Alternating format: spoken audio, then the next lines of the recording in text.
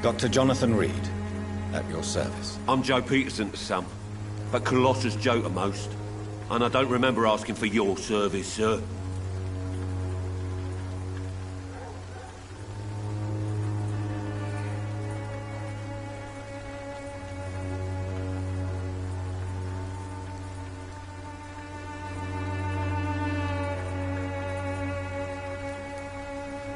Have you heard of a nurse named Dorothy Crane? She's a colleague of mine, and is supposed to live around here. Dorothy Crane? Yeah, I know her. One of the few good souls who dare to help the sick around here. Could you please tell me more about her? She's a nice girl. Tries to help the migrants. I offered to give her a hand, but she said my reputation would attract too much attention.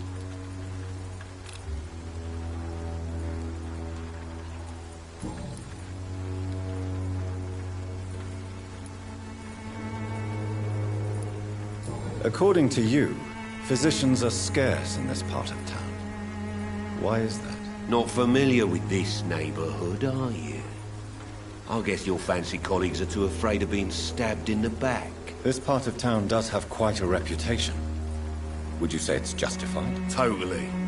Look at me, for instance. I always look my opponent in the eye before knocking him out. May I ask what you do around here? I do whatever I want, and sometimes even more. Now sod off. How did you become the local bully everyone is afraid of, Joe? There's no pride in roughing up poor bastards.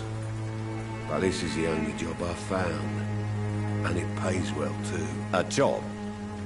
So you're racketeering for someone else? I got enlisted by the Wet Boot Boys, a gang from the docks. I'm their muscle for their dirty work.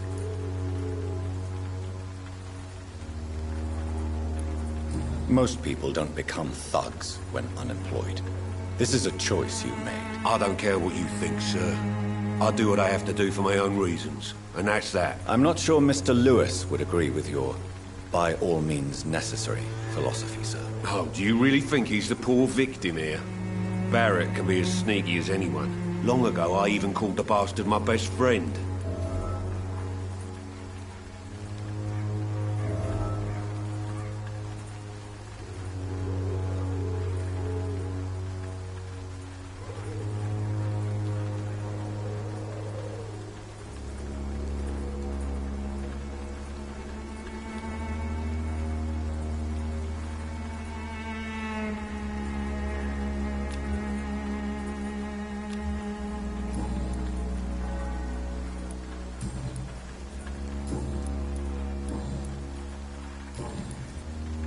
Goodbye, Mr. Peterson.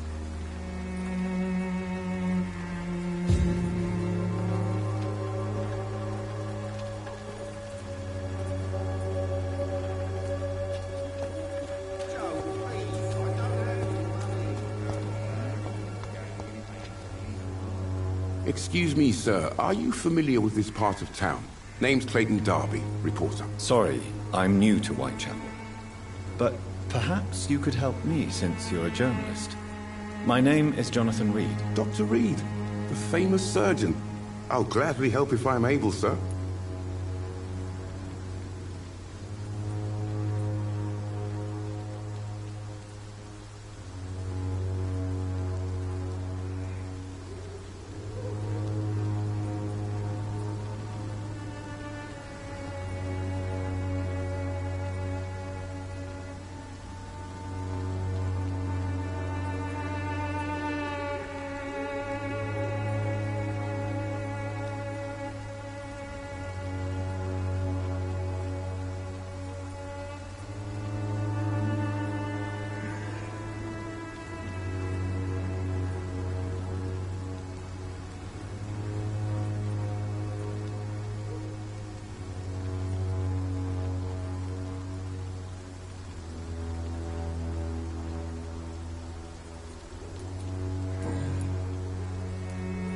What is a journalist doing in this borough after sunset? He goes where none of his colleagues would dare to go, to inform the country.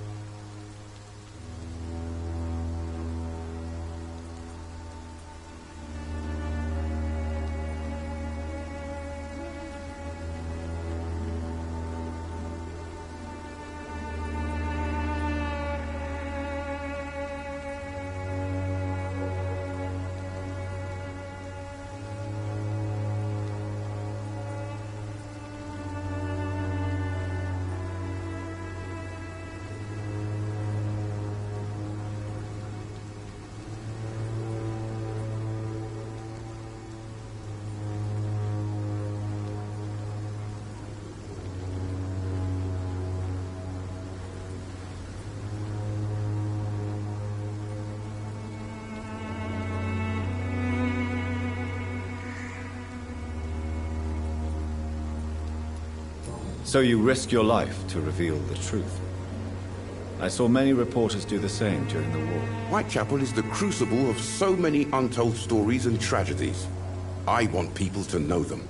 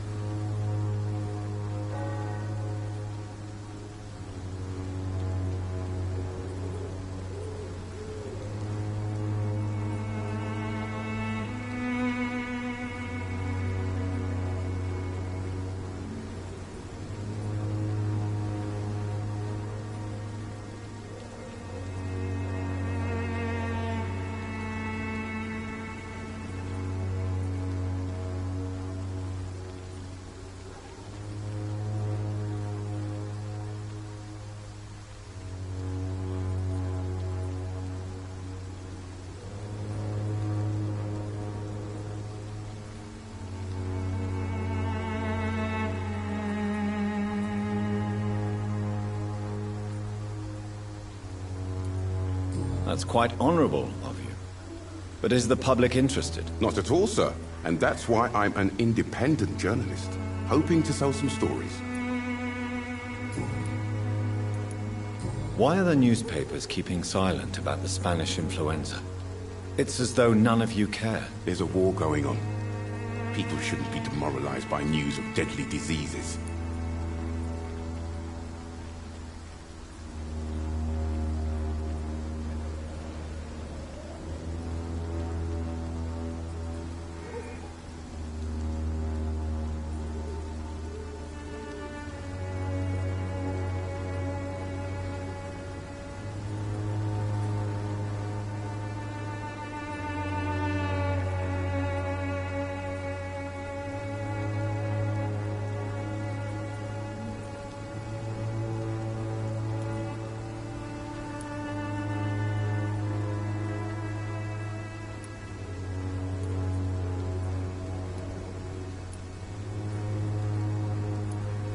It's a disgrace. People are left to die alone. No one is properly informed of the risks. These are bad times indeed. So much for the glorious British Empire. Have you any idea of the danger you face in these streets at night? I've had to run and hide more than once from frenzied mobs incensed by the fever. Do you think the flu is really responsible for this, Doctor?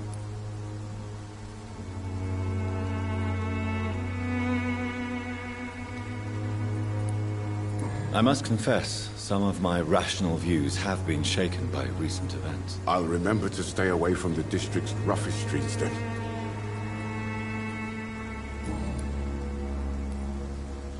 I heard you're investigating an underground medical dispensary in Whitechapel.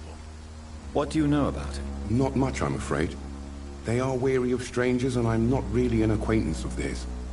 Why do you care?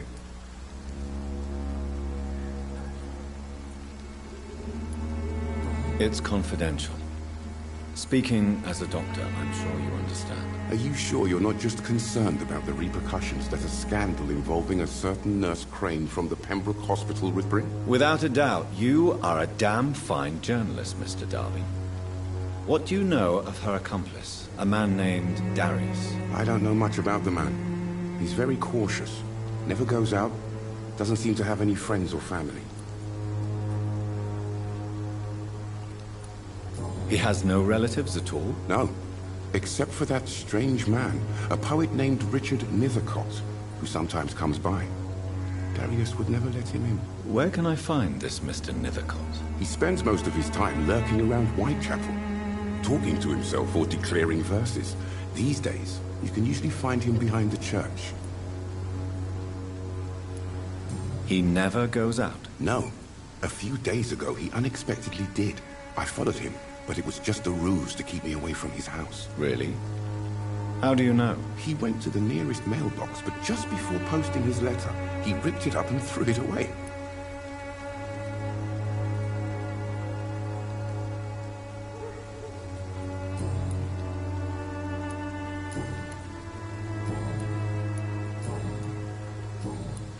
Goodbye, Mr. Darby. Farewell.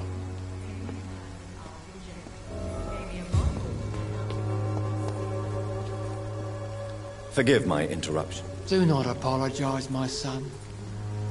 Father Tobias Whitaker is always happy to teach mortals about the incoming Armageddon. I am Dr. Jonathan Reed, and I just have a few questions. A scientist? You are much more lost than I thought, my son. Do you know Nurse Dorothy Crane from the Pembroke Hospital? I'd like to know more about her. I don't like the liberal ideas of nurses, but I especially abhor that Nurse Crane you mentioned. So, you're not exactly a fan of Florence Nightingale's work. But nurses are essential for modern healthcare. Nuns should be the only women allowed to take care of male patients. It's obvious only they have the necessary moral fiber. Why do you hate Nurse Crane more than other nurses? Before coming to London, she was a member of the communist resistance in our country. That's what happens when you let a woman get involved in politics.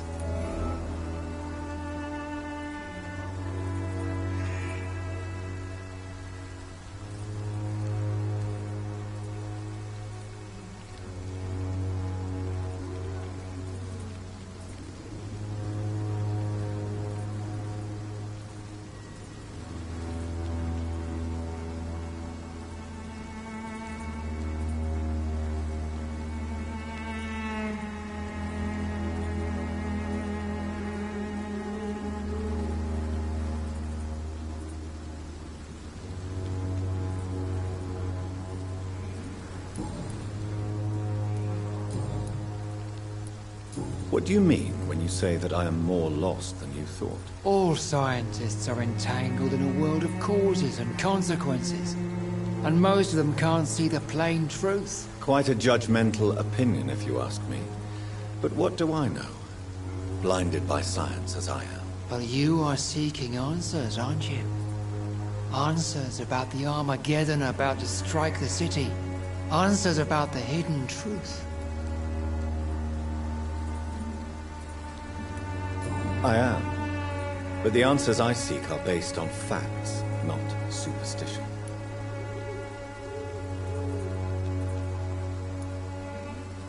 What do you mean when you say that I am more lost?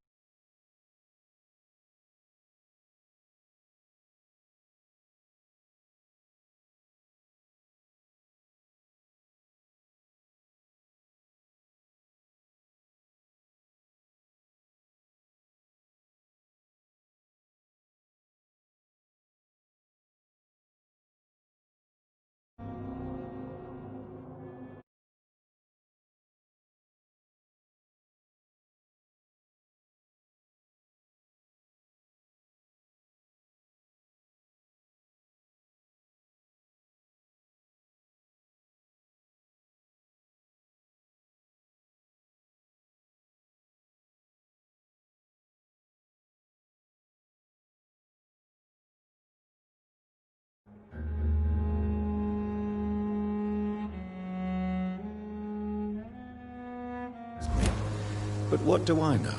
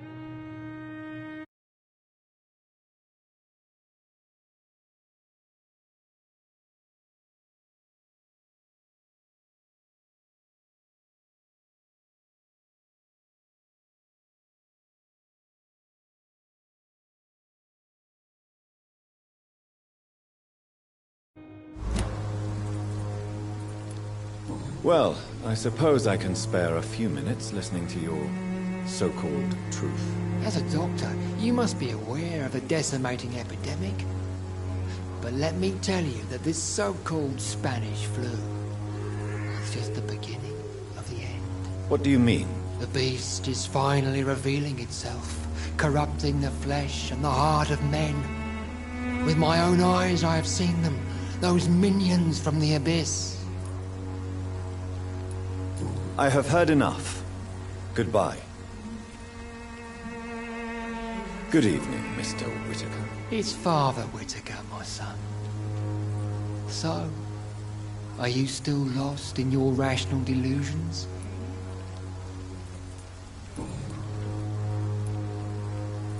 What do you mean when you say that I am more lost than you thought? All scientists are entangled in a world of causes and consequences. And most of them can't see the plain truth. Quite a judgmental opinion, if you ask me. But what do I know? Blinded by science as I am. But you are seeking answers, aren't you? Answers about the Armageddon about to strike the city. Answers about the hidden truth. Well, I suppose I can spare a few minutes listening to your so-called truth. As a doctor, you must be aware of the decimating epidemic. But let me tell you that this so-called Spanish flu is just the beginning of the end. What do you mean? The beast is finally revealing itself, corrupting the flesh and the heart of men. With my own eyes I have seen them, those minions from the abyss.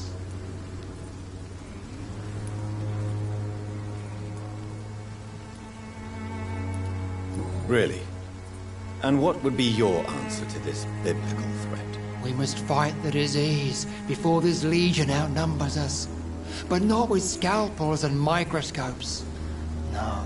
What is left then? Cleansing fire. Tell me, Tobias, what exactly is your plan concerning the cleansing of this city? God will recognize his own. More than once this city has risen from the ashes, hardened and purified by the flames.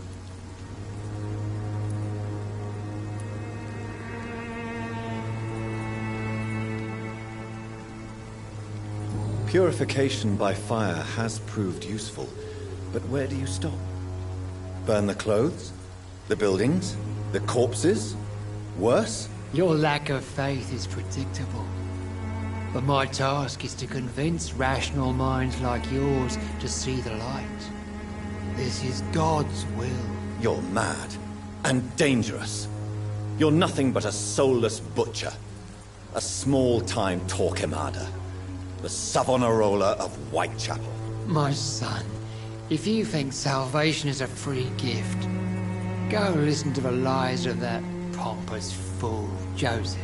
Joseph, a fool? Vicar Larrabee of St. Mary's Church. While he continues preaching his fraudulent redemption, more and more people die in the streets.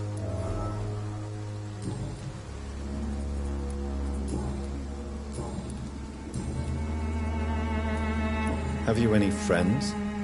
Any family left in these terrible times? No. But I have a disciple I see as my son. He is so devoted. I sent him to preach the good word in the heart of this corrupted city. Where did you send him? I sent Samuel to the Stonebridge Cemetery. You sent him on some preaching crusade during the epidemic. As a true believer, Samuel will fear no evil while he walks through the valley of the shadow of death.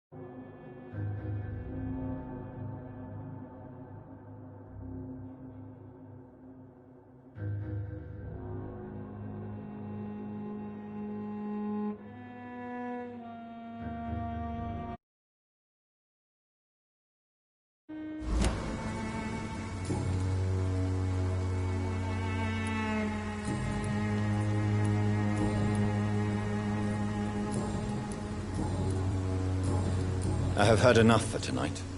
Goodbye.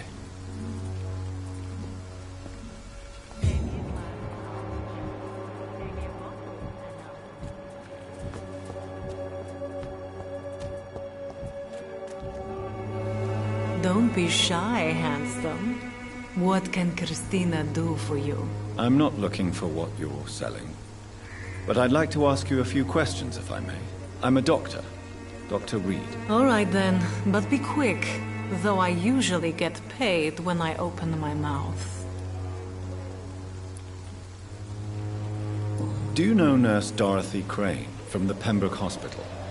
Anything you can tell me about her would be helpful. I don't know her, but I know her name is Dorothea Crăciunescu. She came from Romania like me and many others. You seem to respect her. Dorothea helps the sick people of Whitechapel. Everyone should respect that.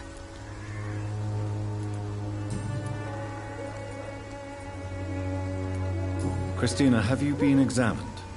The epidemic is spreading fast in London, and you could be exposed, or expose others. I don't like doctors or hospitals.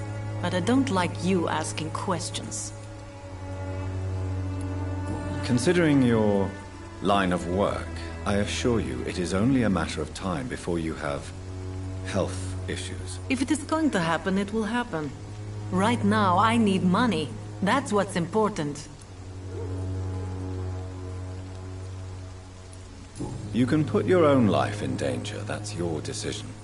But what about your clients? If you're contaminated, you will put them in danger too. And you think that would worry me? If you...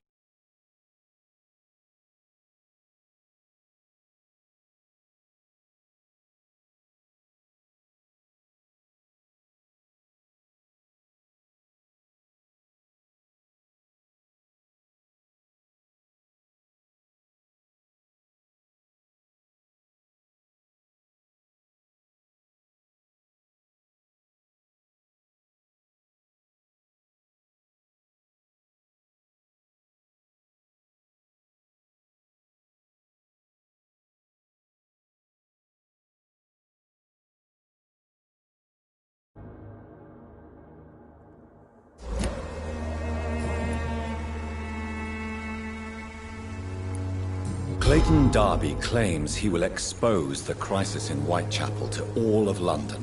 Do you believe him? I believe Clayton's courage will erode with time, until he finally leaves Whitechapel to start another fight somewhere else. Why this skepticism? How can you speak about starvation if you've never been hungry? Or about poverty? Or anything else you have never suffered from? Are you talking from experience? I've seen your type come here to get a good fuck in a cheap room or a dark alley before going back to their fancy houses in the West End.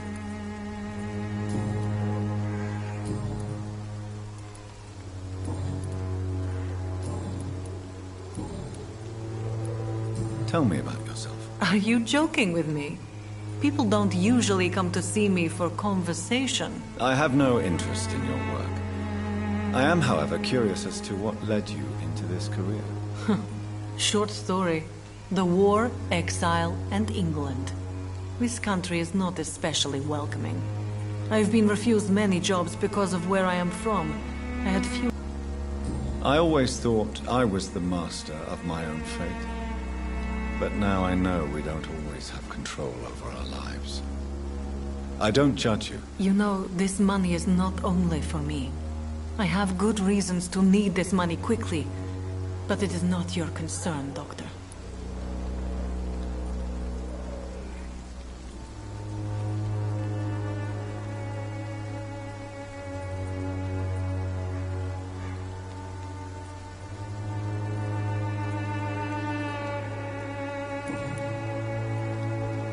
Goodbye, miss.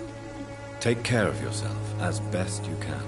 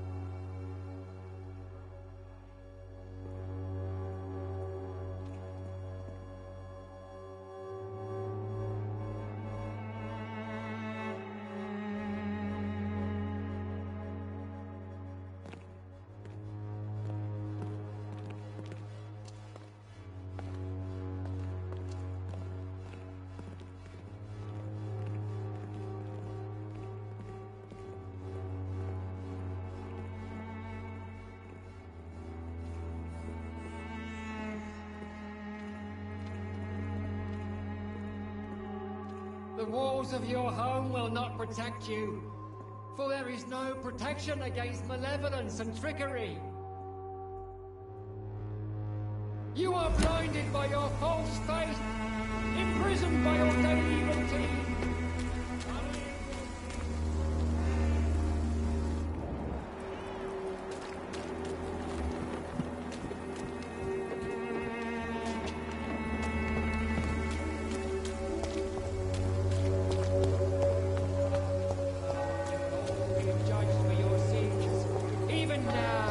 judges your words and actions. The wars of men should not be your main concern. The disease upon us is not an accident of nature, but the punishment of a divine will.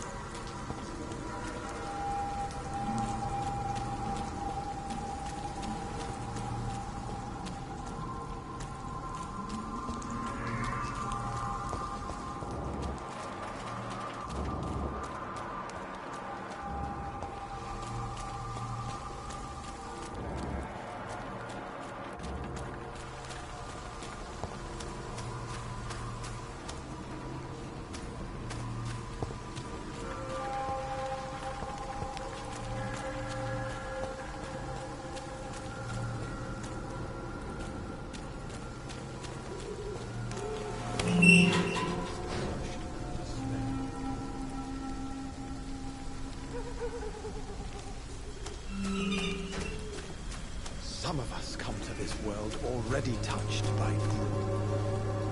Good evening, sir. I'm Dr. Reed. I would like to ask you a few questions. Please be my guest. Although I may not be the best informant regarding this part of town, my words speak about that which the eyes cannot see. Really?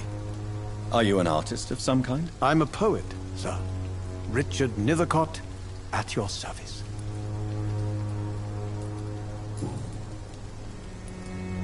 Are you aware that your life could be in danger in this part of town? But this is where I must be to feel the real beat of the city. I had to come, see it for myself, alone. I understand your need for solitude, but it's not safe around here. I don't care. I don't have many friends, Doctor, and my family despises me. If some misfortune came upon you, who would be here to help you? Well, you, for a start, my dear Doctor.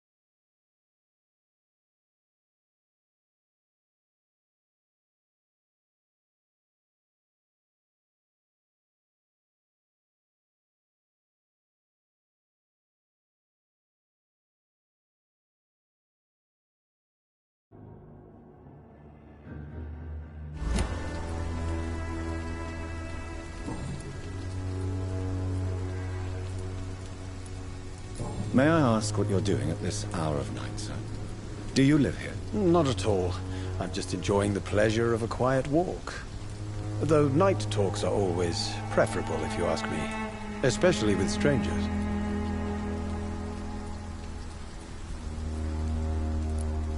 But are you not afraid of the epidemic? Oh, why should I? I see some equity in the Spanish flu. No flesh should be saved, say the scriptures. Good or evil, rich or poor, all are equal in the eyes of the flu. If you say so. But as a physician in a time of epidemic, I must caution you to avoid unnecessary exposure, sir. Thank you, Doctor. But we both know the seeker of truth has to go boldly where the weak dare not. What are your thoughts on the terrible situation in this city? Terrible, you say? No. Of course, the death of so many innocents is a tragedy. But the scourge has not been all bad for the city. Oh, no, sir. What are you talking about? Do you remember London before the oddly peaceful silence?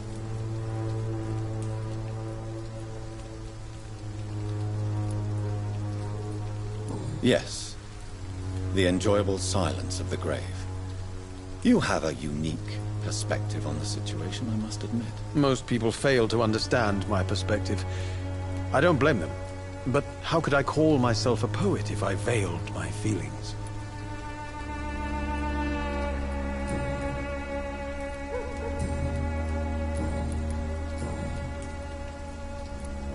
Tell me, Mr. Nethercott, why seek inspiration in Whitechapel? The place is not beautiful per se, but how to explain it? Stirring and challenging. Do you not think it a little morbid? On the contrary, sir. Whitechapel is full of life, full of beauty. Just like my dear muse, the wonderful Camellia. What can you tell me about Camellia? Not much. And that's the beauty of it. She can't speak, you know. She's a locked mystery who exhales kindness and sweetness. Perhaps you're just afraid to find out the truth about your muse. One day, perhaps, I'll ask her to come with me. But will she still be my wild flower of Whitechapel if she moves uptown? And have you ever tried to learn more about her? Where she lives? How she survives? Whom she may know? Maybe I prefer she remains an enigma. Reality can be so dull, don't you think? In what way, exactly? The struggle by gaslight, the barren smiles, and the added hunger under the rain. If you say so.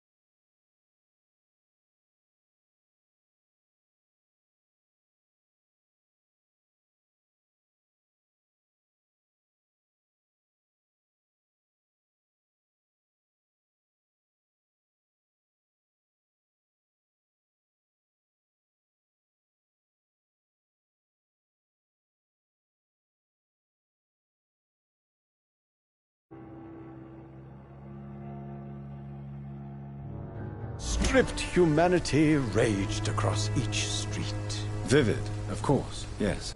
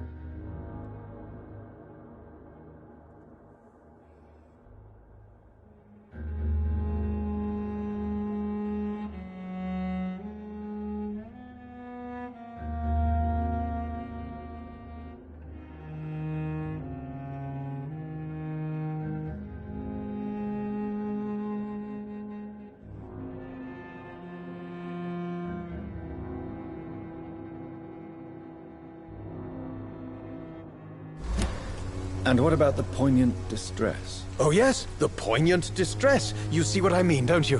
That's what I want to write about, and that's what Whitechapel is made of.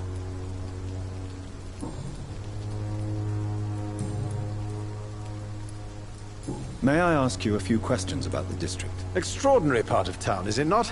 I'll be glad to help you, if I can. I'm looking for Dorothy Crane, a nurse who lives in this vicinity. Dorothy Crane. Oh, I love the name. The Crane of Whitechapel. Sounds very mysterious. But, sorry, no, never heard of her. What can you tell me about an old man called Darius? Darius Petrescu? Yes, I know him. At first, I thought he was only a small publisher. I invited him to publish my work, but his reaction was pretty clear. Not interested in your talent? Darius is an old political activist who takes delight in printing tracts and lampoons. Those communist activities only require mediocre writing skills.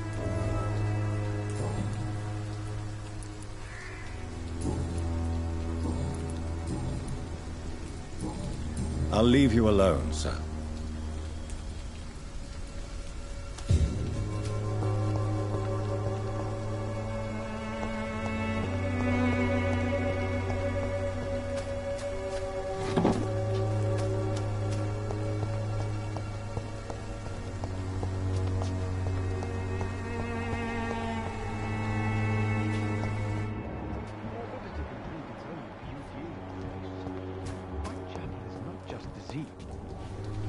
Good evening, Mr. Nithercott. And good evening to you too, my good sir. Can I be of any help?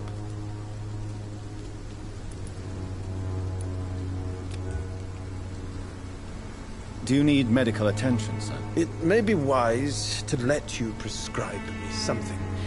I don't feel like I should. I understand your appetite for words and macabre beauty, sir. But you should be more careful. The nutrition of my mind is more important than my physical health. But I appreciate your concern, sir.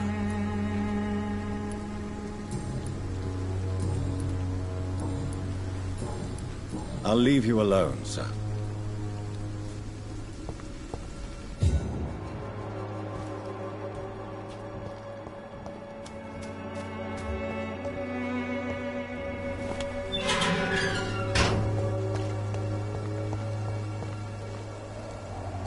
Good evening, miss.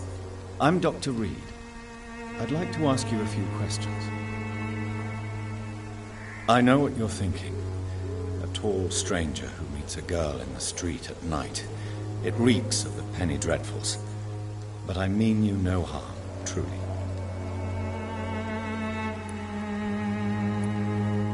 I know you understand what I'm saying. Your silence has nothing to do with you being mute, does it? Tell me about Richard Nithercott. I understand he is quite fond of you, Camellia.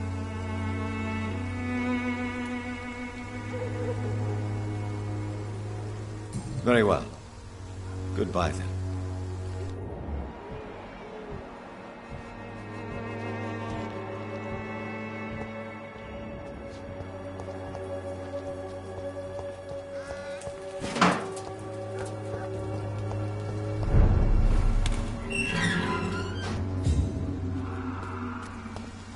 There's one of them!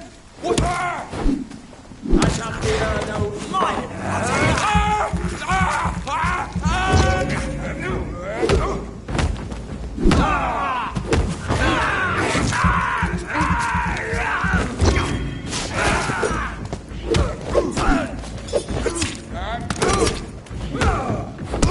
We have to stop it!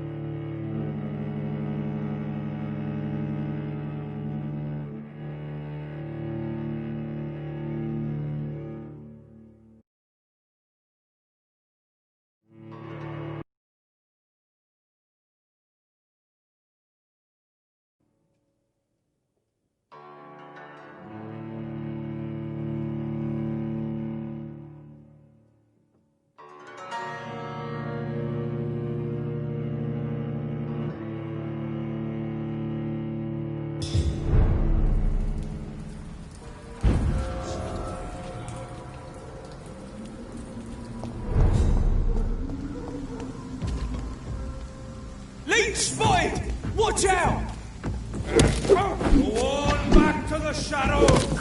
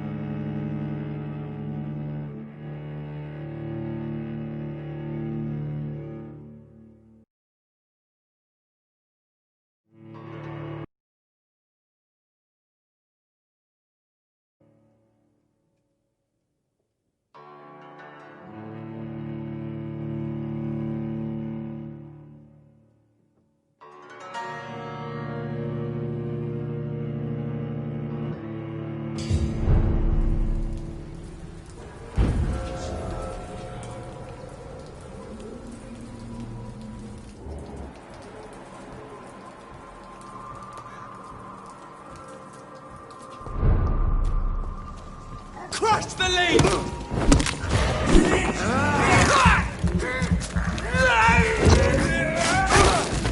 Back, demon! Back!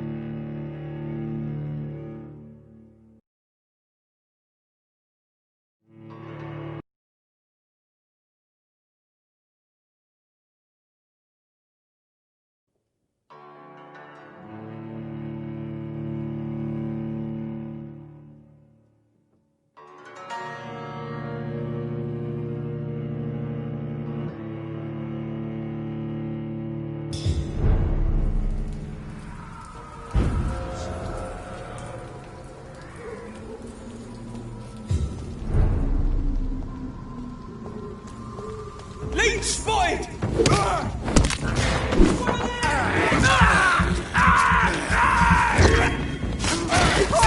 He's dead! Oh my god!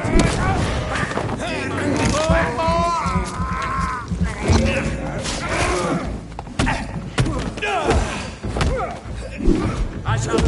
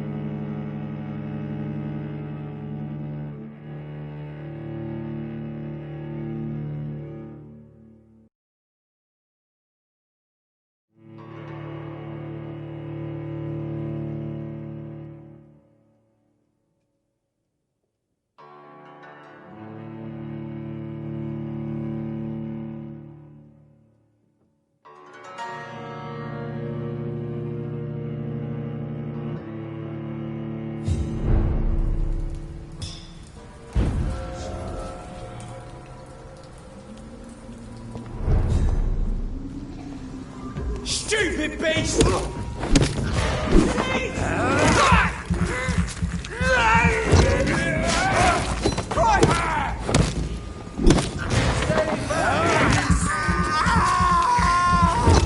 The power of the Lord commands you!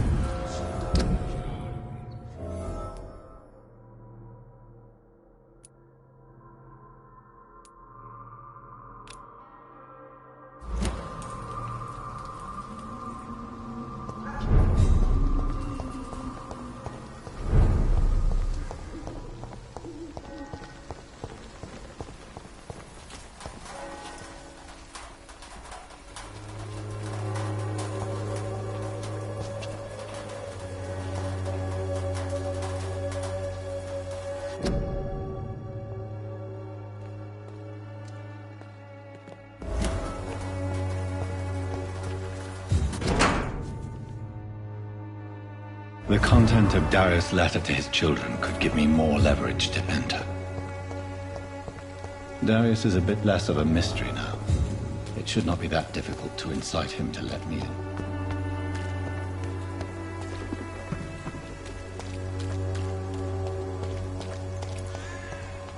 You are blinded by your Come on, Barrett, you know the game. You pay for peace of mind. Can't you just look the other way this week, Joe? Come on, we can sort it out, right? It's not my call, Barrett. You pay one way or another. Please, Joe. How long have we known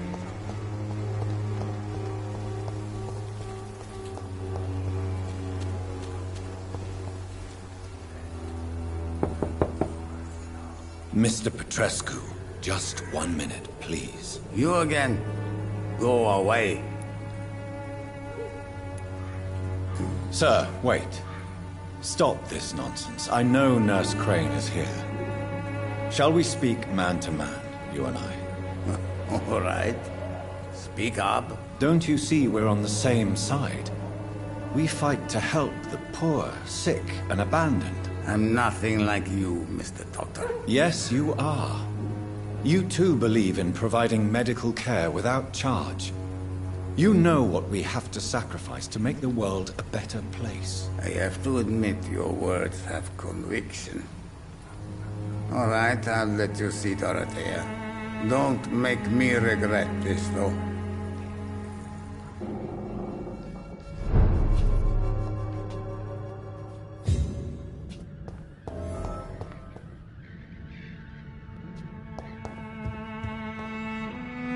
If you want to talk to Dorothea, you must go across the courtyard and take the stairs. We've not been formally introduced.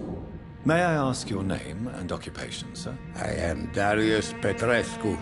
I'm here to keep snitches and spies away from Dorothea. And I also run this little print shop.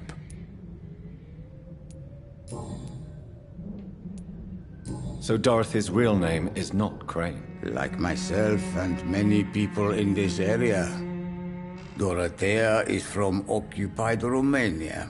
That's all you need to know. She seems important to the community. More than you can imagine. The West End does not want to hear of Whitechapel's misery. Dorothea is one of the few doing something about it.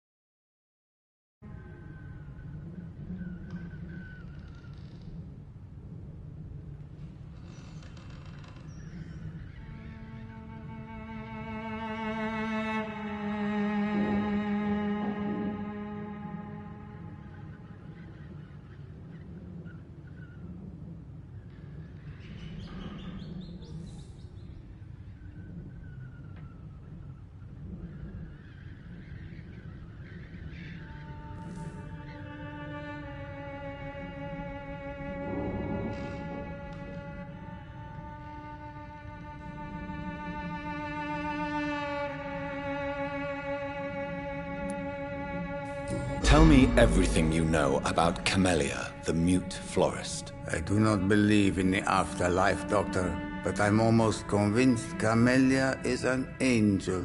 She volunteered to give out our medical leaflets. Are you not worried for her safety? She is as brave as she is tough, and clever, too. If only I had met her when I was younger. Are you in love with Camellia, Mr. Petrescu? Don't be stupid. If I had met her when I was younger, we could have won our revolution.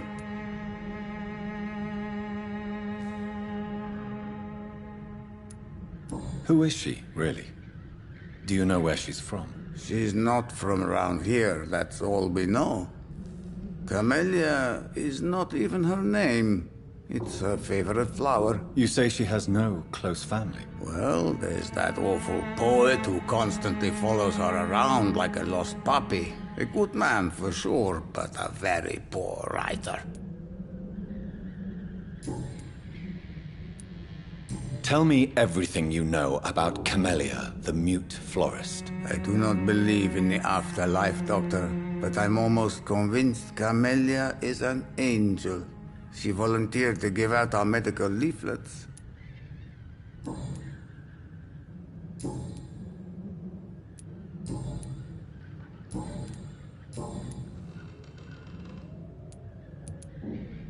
Do you have any family left, Mr. Petrescu? Children or grandchildren? Who knows? I have abandoned my people for so long, they might as well be dead. As dead as I am for them, I suppose. Don't be embarrassed, sir. If you must know, my own father disappeared many years ago, and I forgave him. It's quite awkward to talk about our families like this, but thank you, Dr. Reed. I appreciate your trust. This war won't last forever. Did you ever think of returning to your country now it's free? No.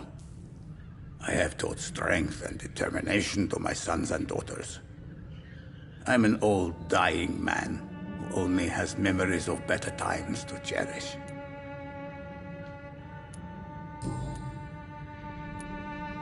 I know you fought for your country when it was occupied, Darius.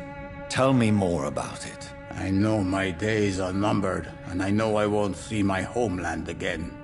But I fought for Romania all my life, and I will until my last breath. But Romania escaped the grasp of the Austro-Hungarian Empire. It's a free country again. But it's not the country I fought for. My homeland is not appeased, Doctor. And I still see a dark future ahead for my people. How did you meet Nurse Crane, Darius? Why does she trust you? I'm her oldest friend in England. Dorothea and I share many ideas about this country and about the country we left. You mean occupied Romania, don't you? Even if not directly, I fought against your enemies. Really? Then perhaps you have more in common with Dorothea than meets the eye, Dr. Reed.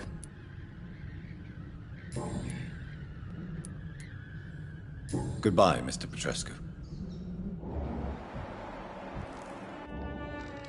Yes?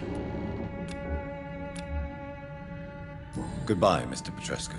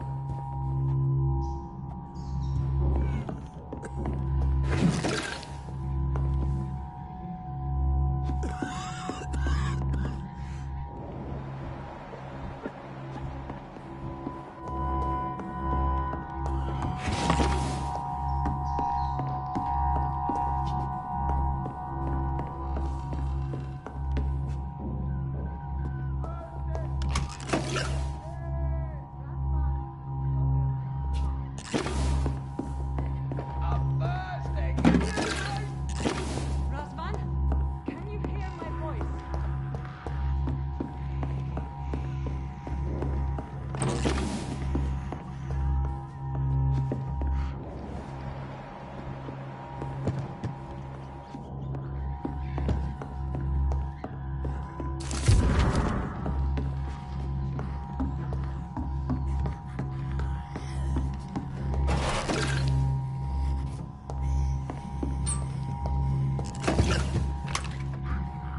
need help! What do we have here, nurse? Patient Raz Van Vasily. High fever running on 3 days.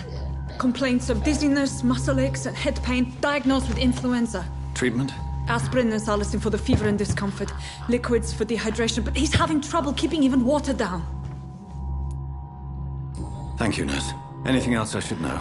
He did lose consciousness this morning, but he's never had convulsions like these. He's not convulsing, he's choking. He's not getting any air. Scalpel! Hand me that scalpel! What can I do, Doctor?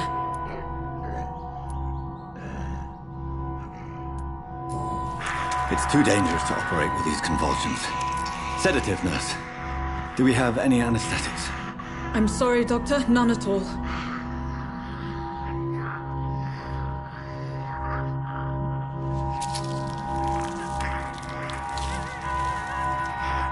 I need to perform a tracheostomy. Short pipe. That rubber tube will do. We're going to cut a passage for air through the neck. Yes, Doctor. He's breathing again, but he's coughing up blood. Internal hemorrhaging. I need to make another incision into the chest cavity to drain the fluids from the lung. Prepare another tube. A thoracostomy? Doctor, we've nothing to fight the infection. We need an aseptic environment.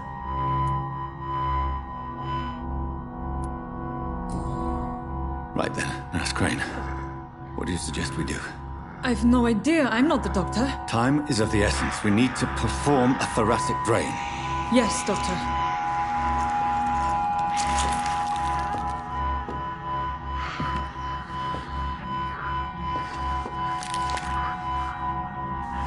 He's still bleeding, Doctor. I'm losing his pulse. The drain must have punctured the intercostal artery. There's too much blood. Are you all right, Doctor? I can't see.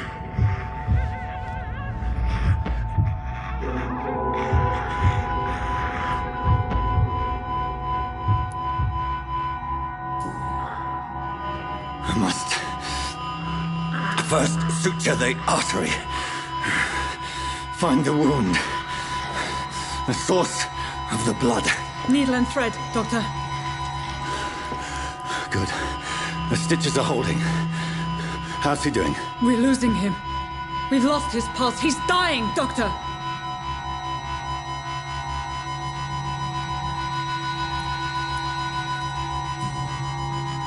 Cardiac massage, now. Cardiac... What? Are you making this up as you go along?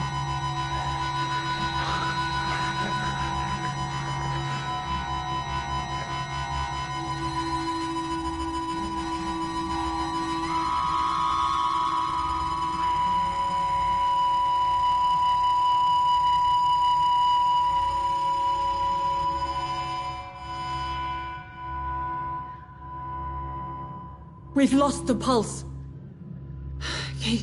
He's gone, Doctor. Nurse, we did everything we could. Truly? Everything you could?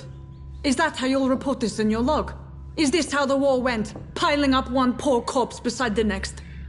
This was not an influenza-induced seizure. I've never seen symptoms like these on the continent.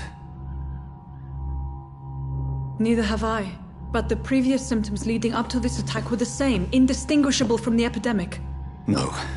There was something more vile in these reactions. Something primitive. There have been numerous reports of mental breakdowns caused by the fever that accompanies the flu itself, Doctor. Yes, but...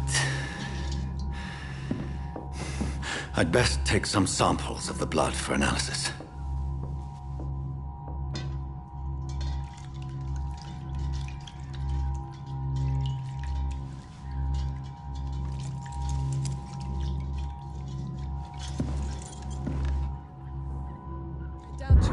Test my bedside manners.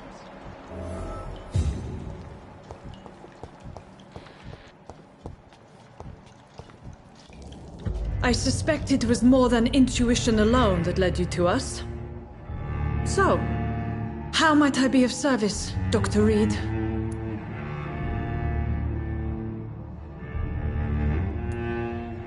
I've come to put an end to this insufferable blackmailing, Dorothy. Doctor, you think your warnings scare me? I've stolen and plied, blackmailed and lied, but what else am I to do? I'm all these people have. Dr. Swansea is a sensible and honest man. He wouldn't have refused your friend's care at Pembroke. It's easy for you to say, Doctor. These people cannot go to the police, nor to the hospital. They don't even speak English. They depend on me for everything.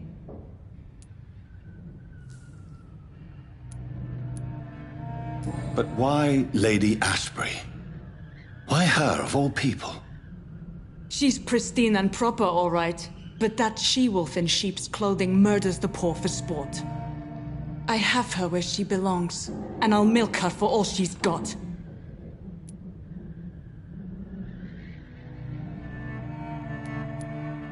So, the end justifies the means. Is that your defense? I know you're kind, Doctor. Just another fine-heeled, silver-spooned gentleman who was given the world on a platter. You know nothing of poverty. Nothing of the shame, the hunger, the loneliness.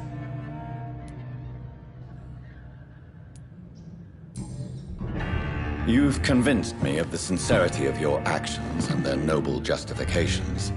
But all the same, blackmail is a crime, and it will stop, Nurse Crane.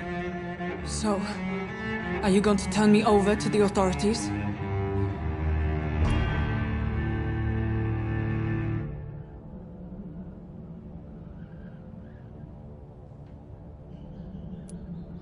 Listen very carefully, Dorothy.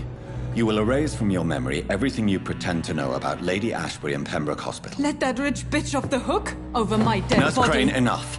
Listen as if your life depended on every word.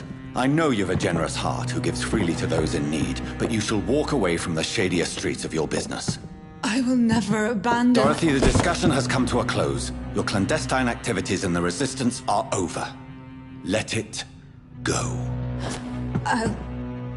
I'll let it go. Yes. All gone.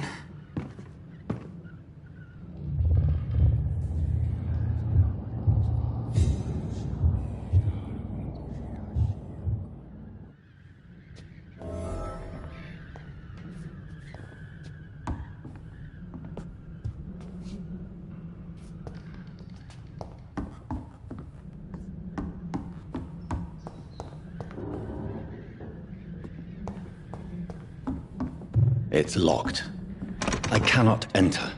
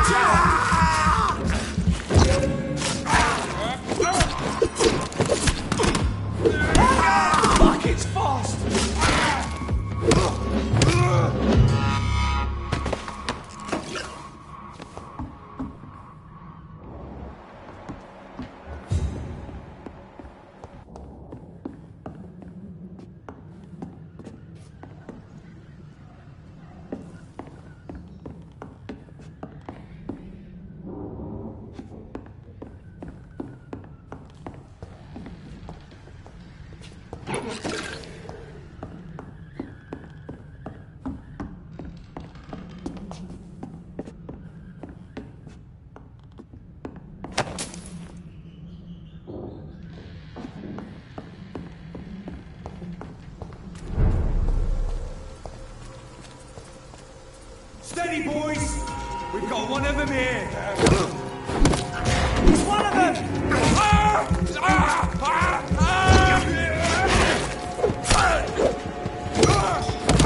We have to stop it! Kill the vermin! To hell!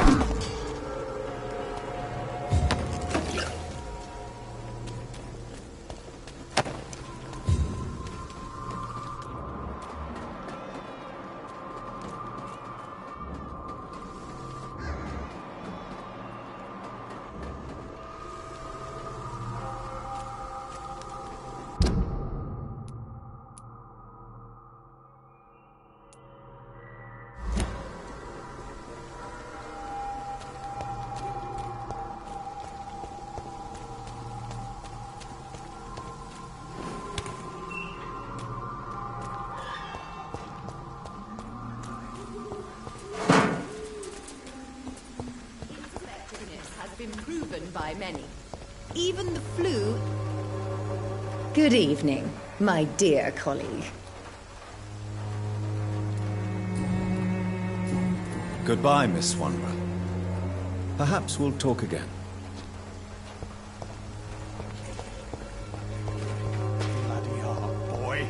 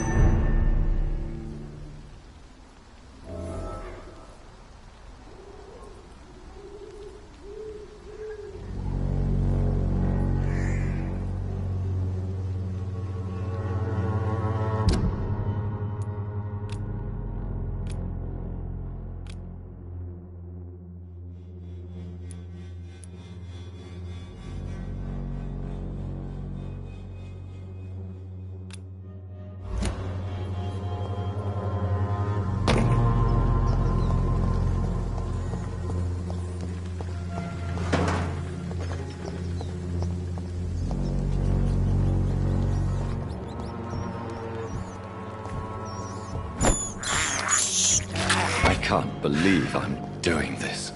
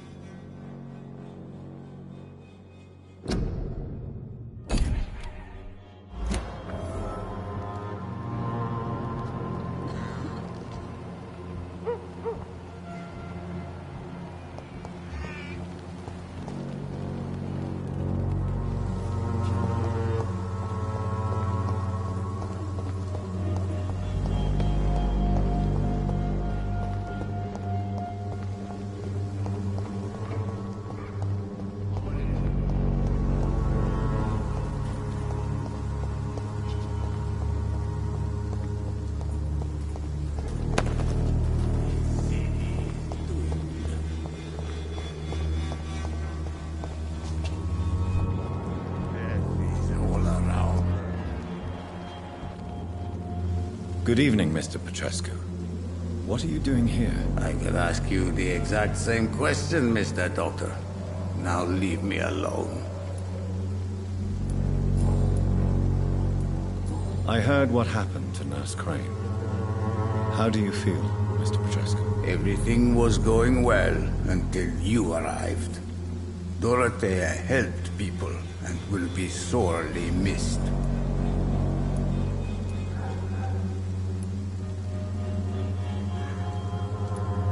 I regret it too.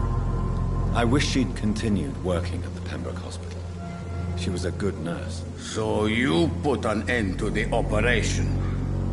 Did you put an end to Dorothea as well? You seem to have a lot on your chest, sir. What's wrong? I heard you are a famous surgeon.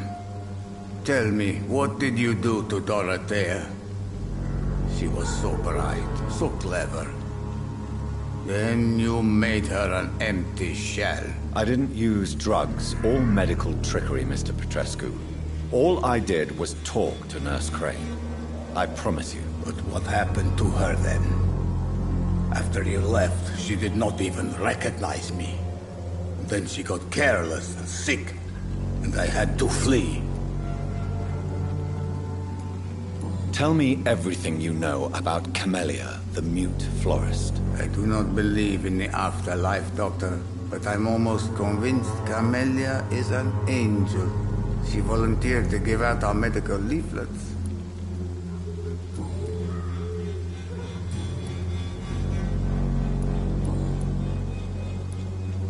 What do you plan to do now that Nurse Crane is gone? I'm not sure. Strange men came to see me after Dorothea's death, with strange weapons and very odd stories. What kind of stories?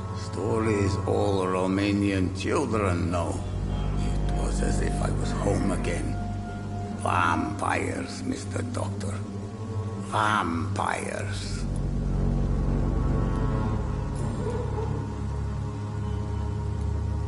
What do you plan to do now that Nurse Crane is gone? I'm not sure. Strange men came to see me after.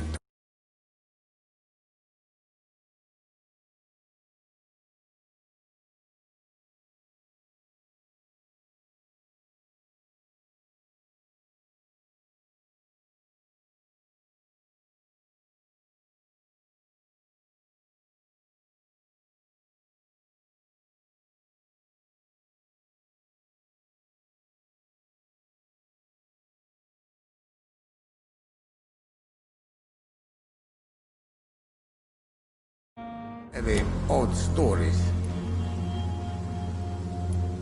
You believe them? Aren't you too old to hold a weapon or listen to scary stories? Yes, I am old and alone and will die soon, but if these stories are true, maybe I have found myself another cause. Are you living on the streets, Mr. Petrescu? And why not? Those who believe they'll be safe behind walls are blind. What about your house? My house is always open to any poor soul needing a roof. All my work here is lost now that Dorothea is gone, thanks to you. Why are you so aggressive? I remember the night you came here and convinced me to open my door to you, sir. I'd like to punch you right on your chops.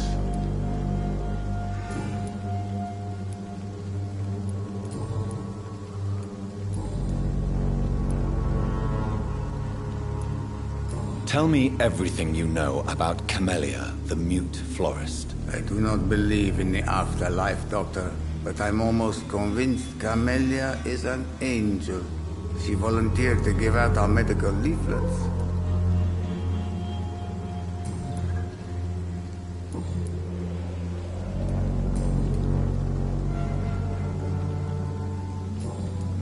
Goodbye, Mr. Petrescu.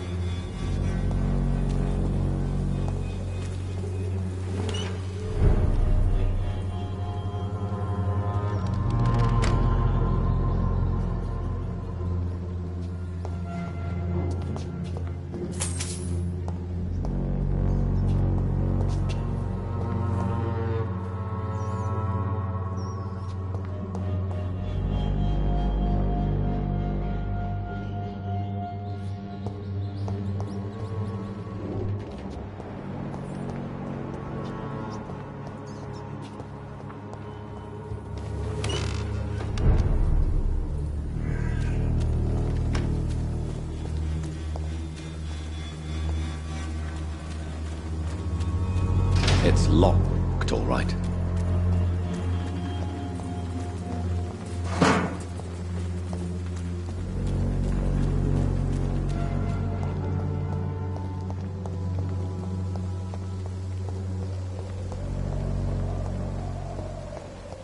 Die, vermin!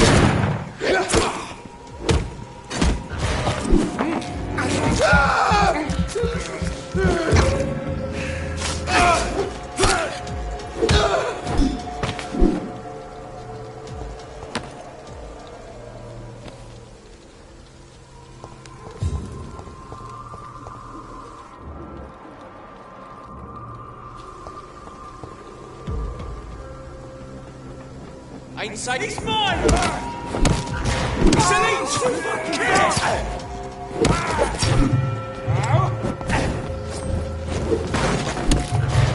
No! I'm going on! Oh, Christ!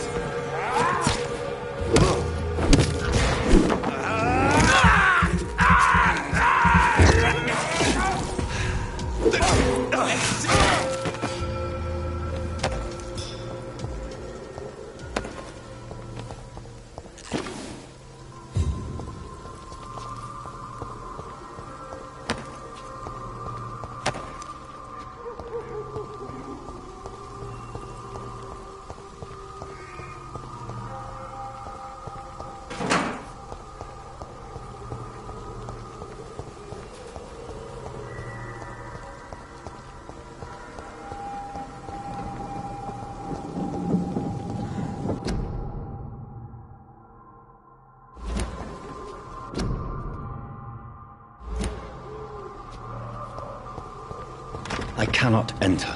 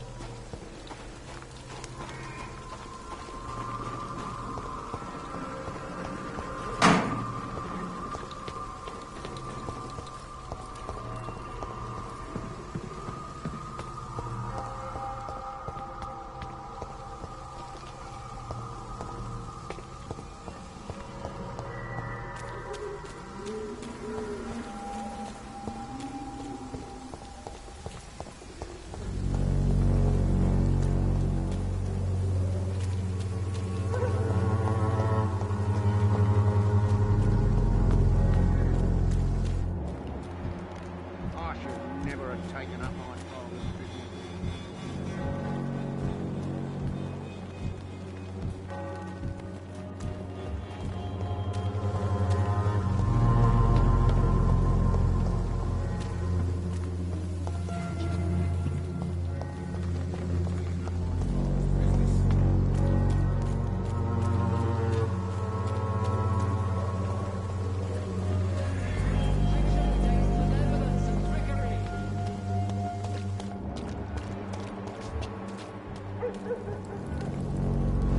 Good evening, Christina. Change your mind, Mr. Reed? Do you need any assistance, Miss Popper? It depends on the price of your medicine. I am shocked that you would think I am that sort of man. Forgive my suspicion. I'm so used to liars with good manners. Thank you, sir. Goodbye, miss. Take care of yourself as best you can.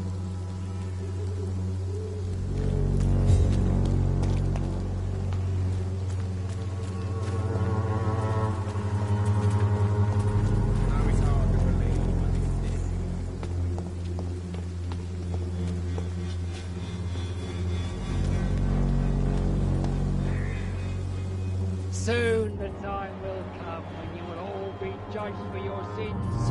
Even now, he judges your words and acts.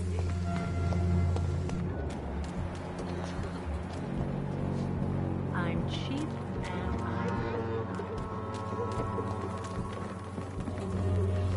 Good evening, Doctor. Can I help you? Do you need assistance? That would be nice of you, Doctor. Who knows what I may have caught during my investigation.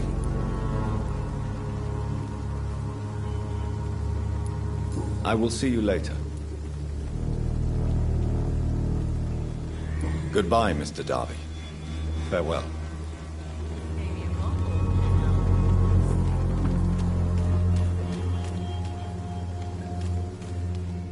I'm cheap and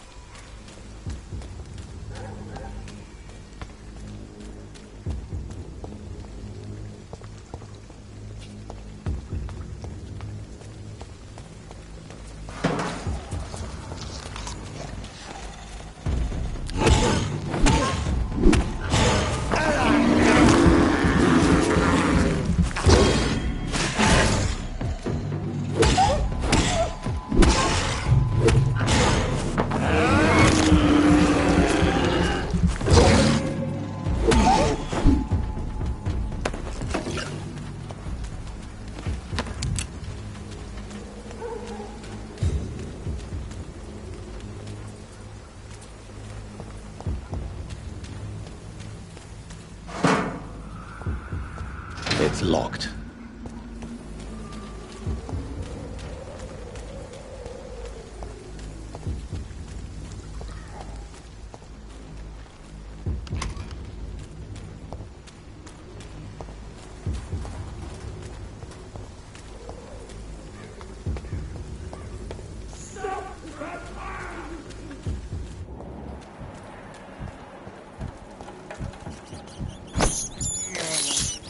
This is despicable.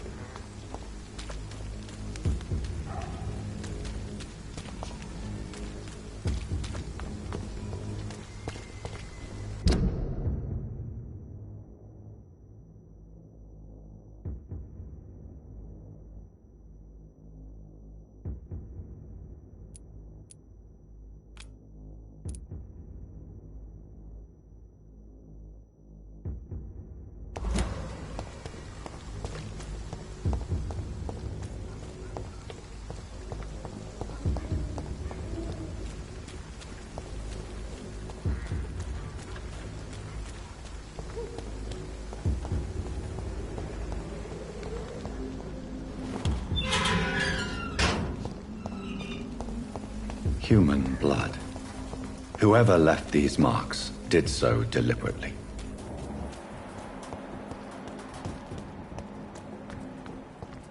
Kill it, boy!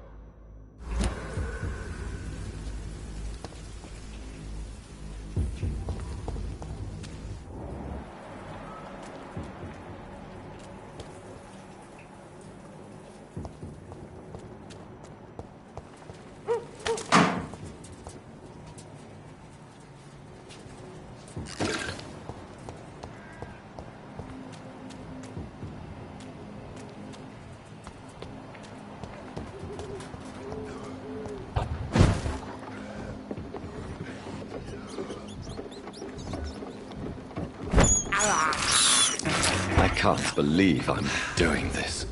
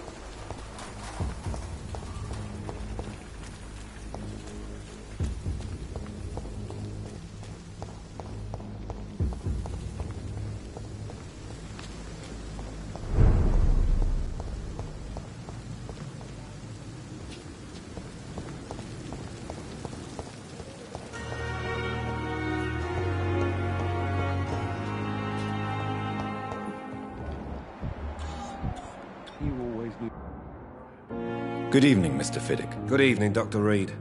Any news about my operation?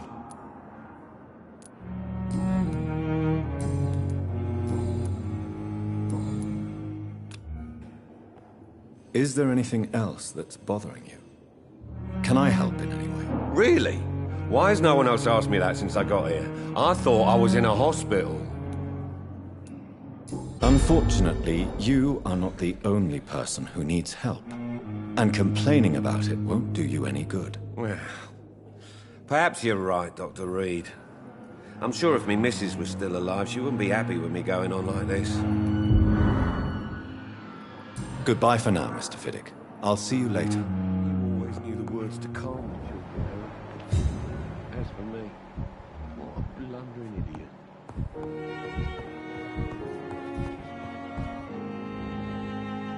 I'm quite busy right now, Dr. Reed. Do you need my assistance? Don't be ridiculous.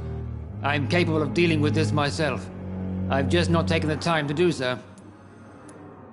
Then you are lucky that I have taken the time to do so. Consider it a gesture of solidarity between professionals. I wish this hospital could have received as much attention from you, Dr. Reed. We do not see you in surgery very often.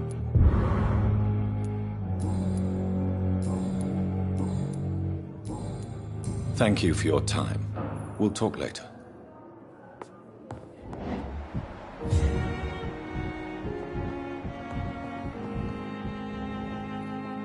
Good evening, Dr. Strickland. And good evening to you, Dr. Reed. Can I be of any help? Do you need my medical attention, dear colleague? I would have been confused if anyone other than you had asked that question, Dr. Reed. But your help is welcomed. There is no shame in helping each other. We're colleagues, after all. Many doctors I have known are too cynical to think that way.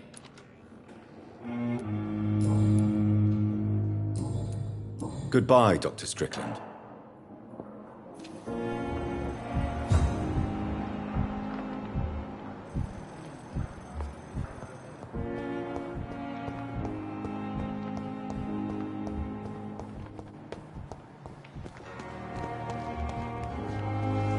Good evening, Dr. Reed. Such a pleasure to see you again. Do you need medical attention? Well, the proximity of the dead is not the most healthy company, even if the quiet can be appreciated. I will see you later. Goodbye, Mr. Chidana.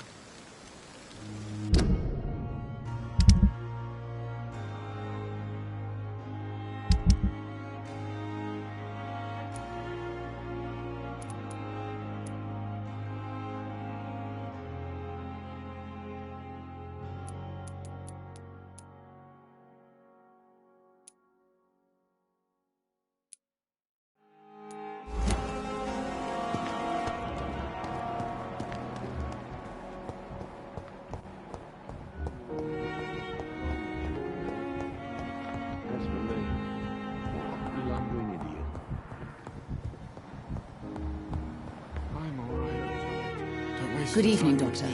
How is my son doing? Do you require medical attention as well, Mrs. Goswick? Do you know you're the only one who's asked me this? No. I don't feel well, actually. Despite what you think about this place, I can tell you with absolute certainty, taking this will help you recover. Well, at least your reputation seems well deserved. Unfortunately, I can't say the same for this hospital.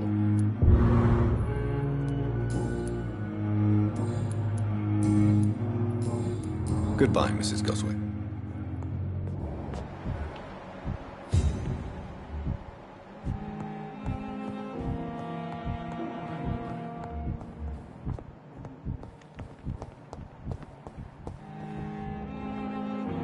I'm quite busy right now, Dr. Reed.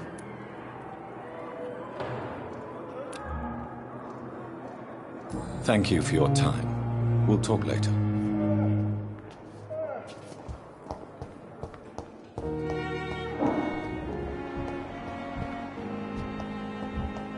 Damn it. Blaming me will not further your agenda, sir. How long's it going to take to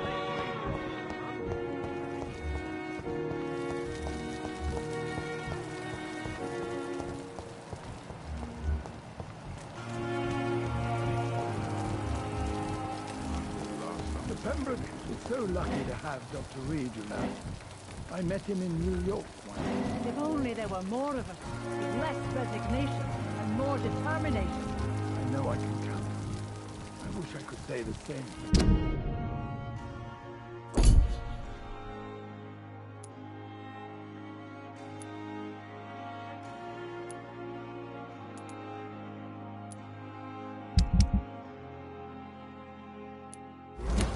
You look at... Good evening, Dr. Tibbets.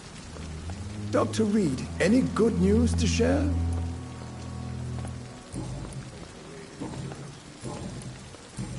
Do you need any medical assistance yourself, Doctor? Yes, indeed. But don't worry, I am perfectly capable of taking care of myself.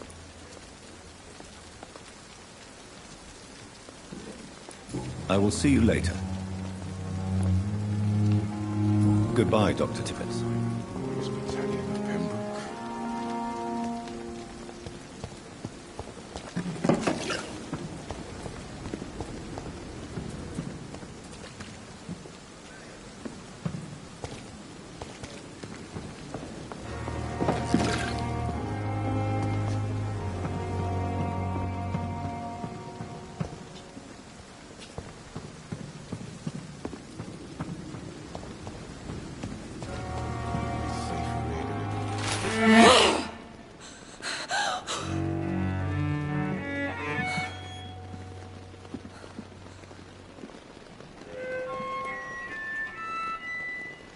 I would ask you to avert your eyes, sir. Or did you not know it was rude to stare? I knew it.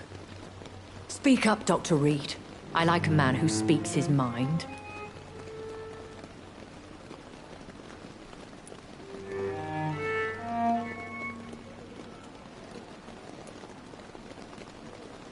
Hiding your true appetites behind a facade of compassion. Bravo. Very clever indeed. Spare me your sarcasm, Jonathan. You are but newly born in this world.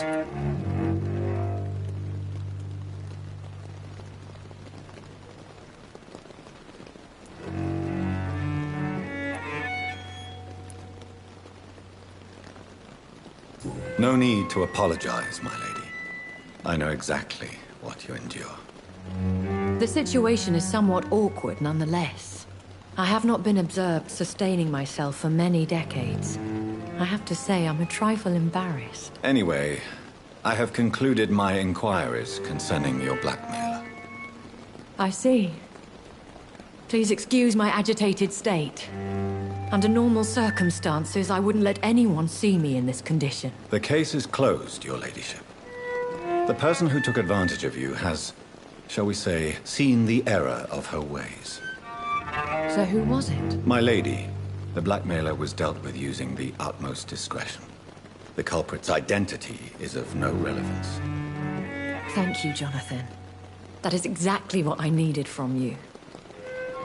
You have proven your loyalty, so, as a friend, please accept this small token of my appreciation. Thank you, my lady. If you have an inclination to learn more about vampires or your current situation, I will be glad to aid you in your quest for knowledge.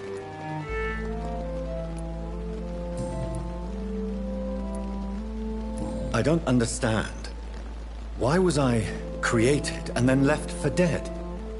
That is a question only the one who made you can answer. It's not normal practice.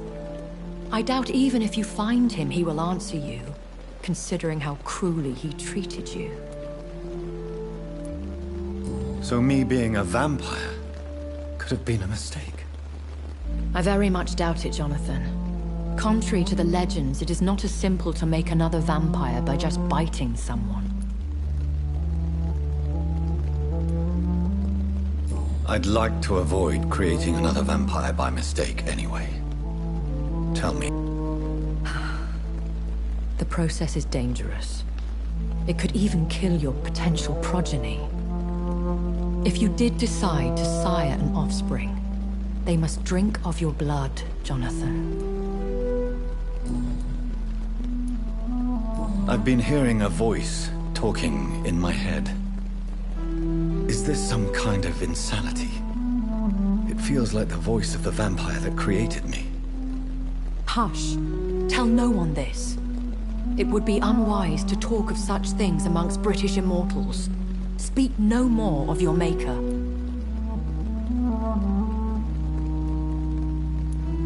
How could this cause offense? Only the powerful immortals can mentally call to their progeny. No vampire or hunter will sleep easy, knowing that an unidentified elder is stalking the streets of London.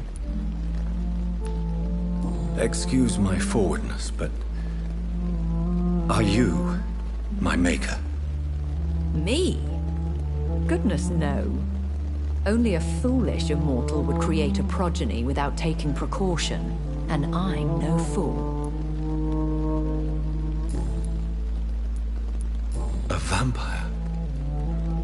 Is that what I am? What we are? Such a crude word, defined by penny dreadfuls and drunken hacks. No.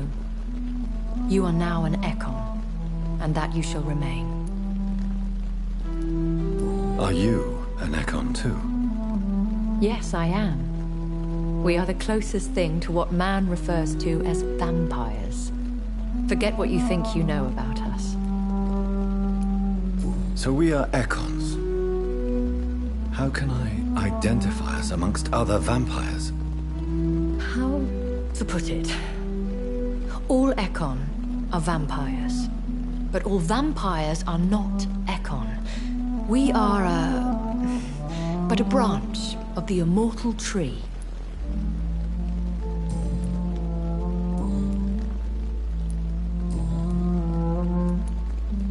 Why did you save me in the canning factory?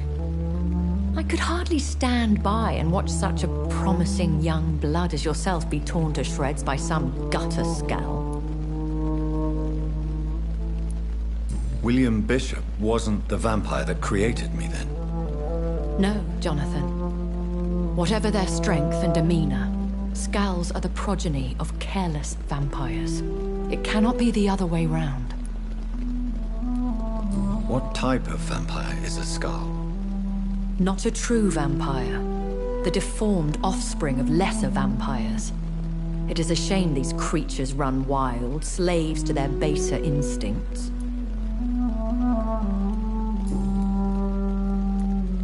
Why does Dr. Swansea allow you to feed on the patients of the hospital? Dr. Swansea is a good and compassionate man. He is trying to find a solution for our hunger. Until that happens, he is clever enough to understand that I only feed upon the dying. What do you know about this Brotherhood of St. Paul's Stole? The Brotherhood is well known amongst London Vampire Society. As long as our kind is discreet, and as long as they do not interfere, we have come to a mutual understanding. And no one suspected you of the murders? As you well know, suspicion has recently fallen on me of killing for pleasure. But you have my word, Jonathan. I take no pleasure in taking a life. I know this is beyond the pale, but may I inquire your age? Really? And I thought you were gentlemen. If you must know, I'm 27. I've been 27 for a long time now, and 27 I shall remain. Very well, but I believe there is more to this than you are saying. A lady has to have some secrets.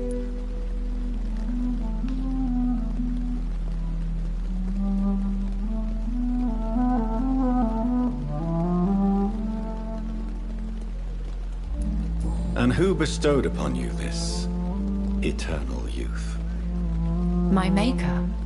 He left this isle a long time ago.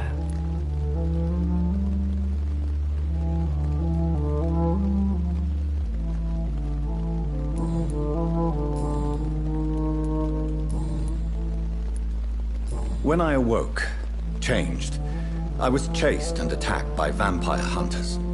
Prepared and well-trained. Though I can't be certain, more than likely it was the once glorious Guard of Priwen.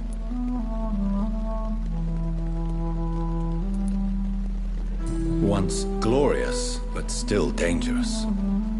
They have seen better days, but all fanatics are dangerous. You would be wise to stay clear. They are sworn to destroy our kind.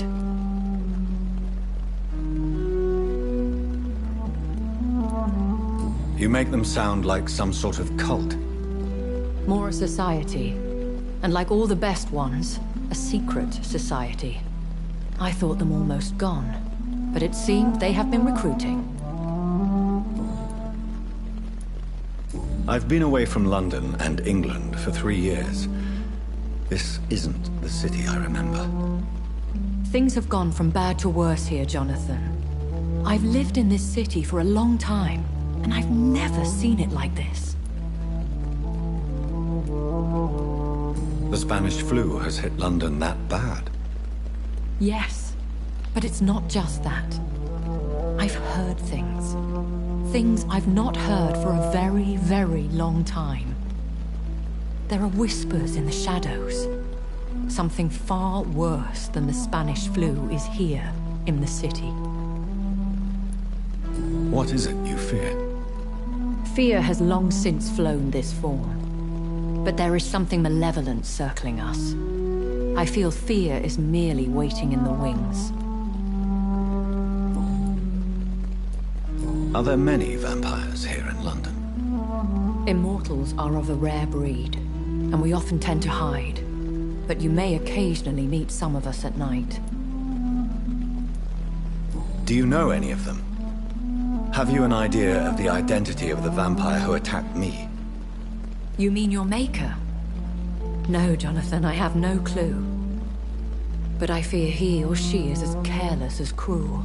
To let you discover your new condition by yourself. What do you mean? Every now and then, you may discover an immortal in the deep of the night. But we are a rare and reclusive breed. Our progeny is almost never accidental. Will they all be as affable as you, my lady? I do not see why not. But remember, even the shark smiles before he bites. That sounds like a lesson from experience. Vampire politics are as intricate and sometimes tedious as a game of chess in a gentleman's club. I've learned from experience it is best to decline to play. I bid you farewell. For now, my lady. I must quickly analyze the blood I took from Nurse Crane's patient.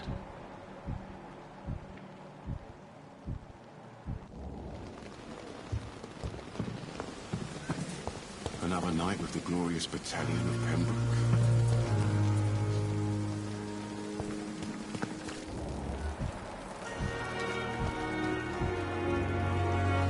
Good evening, Milton. Good evening, Doctor. Still trying to save lives? Do you need any medical help, Milton? I'm afraid I do. Like everyone in this hospital. It's a sad state of affairs when even the hospital workers are worried about disease. Our job brings us into contact with all kinds of infections, Milton. There's no shame in being ill while you're in a hospital. That's easy for you to say, Doctor. I get the feeling you don't fall sick often. But thanks anyway.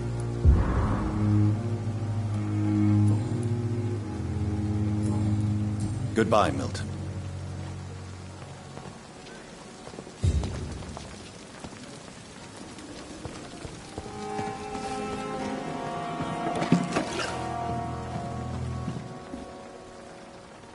Good evening, Dr. Tippett. Dr. Reed, any good news to share? Goodbye, Dr. Tippett.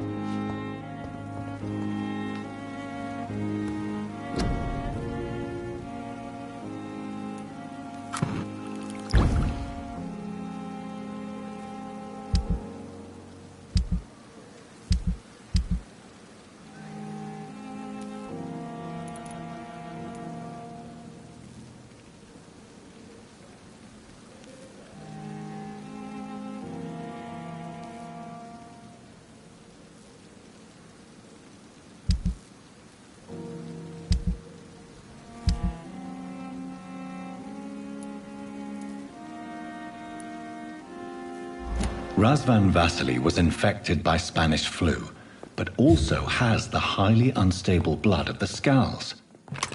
Is the London vampire epidemic transmitted through the flu? I should talk to Dr. Swansea about it.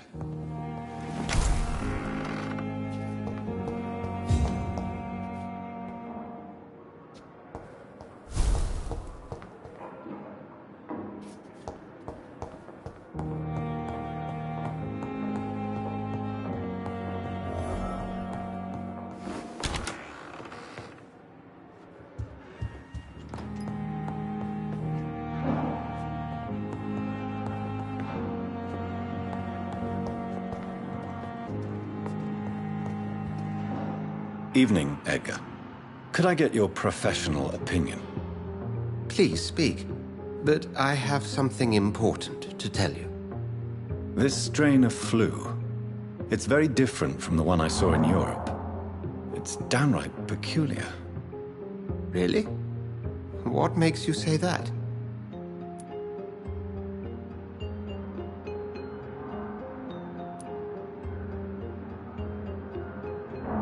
I've just looked at the blood of one of our recently deceased. I see. Do you have anything more to go on? This disease spreads and looks like the Spanish flu, but its effects differ greatly. The London strain is different from the continental one. This is very interesting. Did you find something else? Yes. Unlike the flu, the infected begin to show an increase in outwardly aggressive behavior. More than simple agitation. Once docile people become violent. You mean like rabies? Is there a chance we could create a vaccine, Jonathan, like Pasteur? By the stove, that would be smashing. There's a lot we're not seeing here. But it is spreading, and quickly. If we don't act, the whole city could be lost. But Jonathan, we've a fantastic opportunity sitting right here in front of us. A weapon of choice. What on earth do you mean?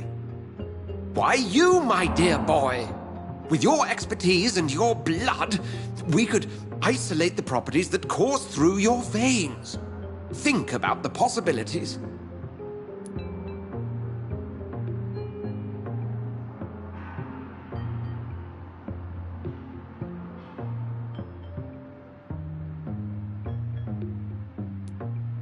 I admit it did occur to me. Blood seems to be the common factor in all of this. I totally agree. We're in uncharted territory here. Maybe it's just wishful thinking, but imagine the possibilities. We'll discuss this more later. Thank you for your time. No, thank you, Jonathan. But as I said, I needed to talk to you. I have some rather bad news. Yes? I'm afraid it's your sister. My sister? She's to be buried this evening at Whitechapel Cemetery. Your mother published the obituary this morning. I see.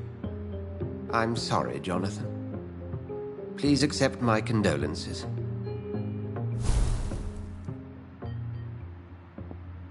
I need to talk to you, Edgar. Please do so. Nurse Crane will not be returning to Pembroke Hospital. Oh, really? Did something happen? She seems such a very capable woman.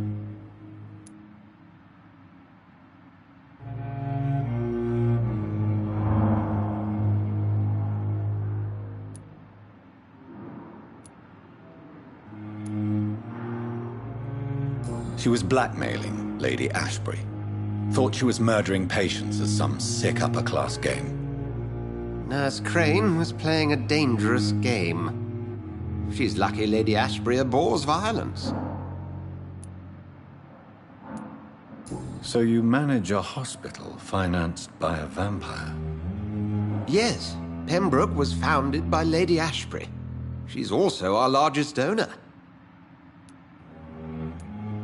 A convenient yet expensive way to have a fresh supply of blood on hand, day and night, don't you think? All vampires drink blood by nature. Me, I praise the lady's exemplary moral fiber. If I may inquire, how did you meet her? Well, Jonathan, she sought me out and offered me the position. It's been a very profitable partnership for both parties. Do you know anything about the vampire hunters in the East End? Without a doubt, it's the Guard of Priwen. Zealots to the last man. Where do they come from? Once they shared the Brotherhood's ideology on non-intervention, but they concluded vampires were a scourge.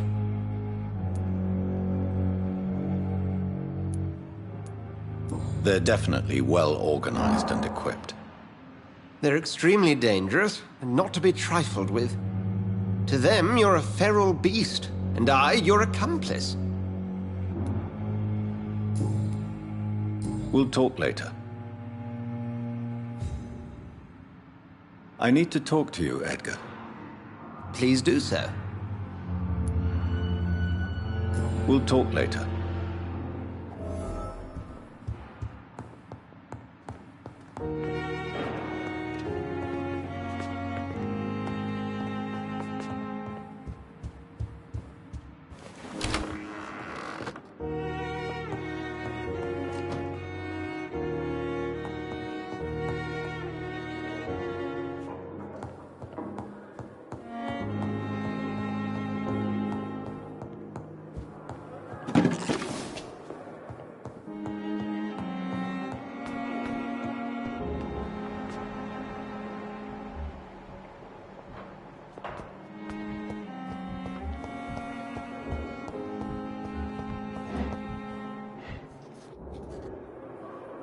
Good evening, Nurse Hawkins. Good evening, Dr. Reed.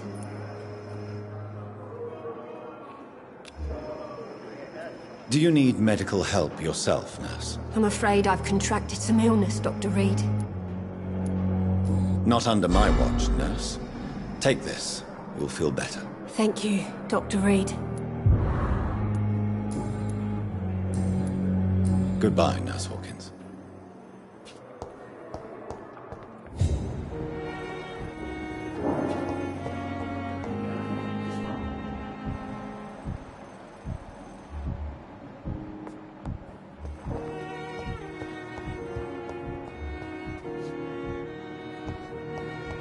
I never thought I would have to attend my murdered sister's funeral.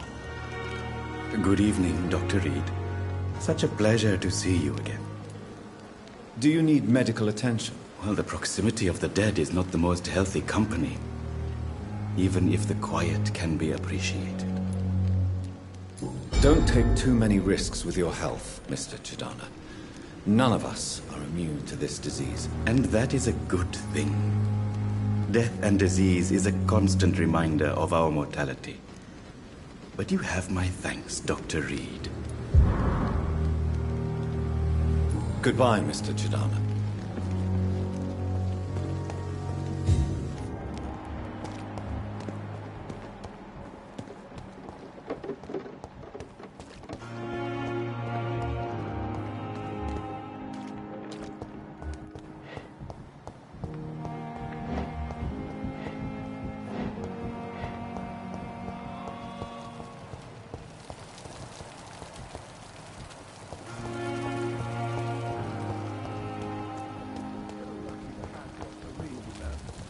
I met him in New York. If only there were more of them. Less resignation and more determination. No, I can. Good evening, Nurse Brannigan. Good evening, Doctor.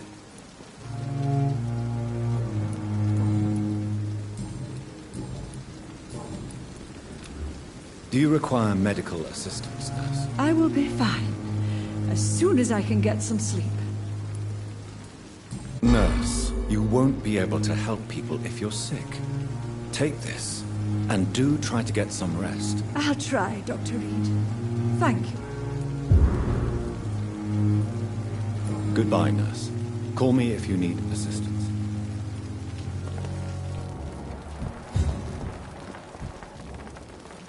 Good evening, Dr. Tibbets.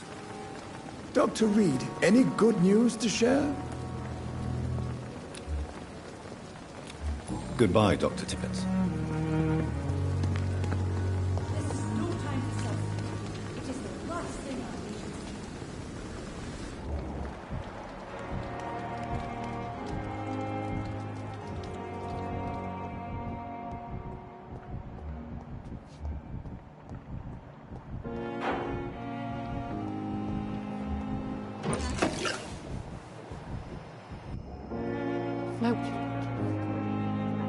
Good evening, Miss Howcroft. I'm glad to see you safe and back at the Pembroke. And I'm glad to meet you too, mortal. I see things much more clearly since I escaped those hunters. And that includes you, Jonathan. Do you require my services, Miss Howcroft? My condition cannot be understood by you, mortal. This curse is beyond your science. I will come and check on you later. I'll leave you, Mistress of the Dark, to your nocturnal activities. I wish I could be sick again. Blood boil with the fever.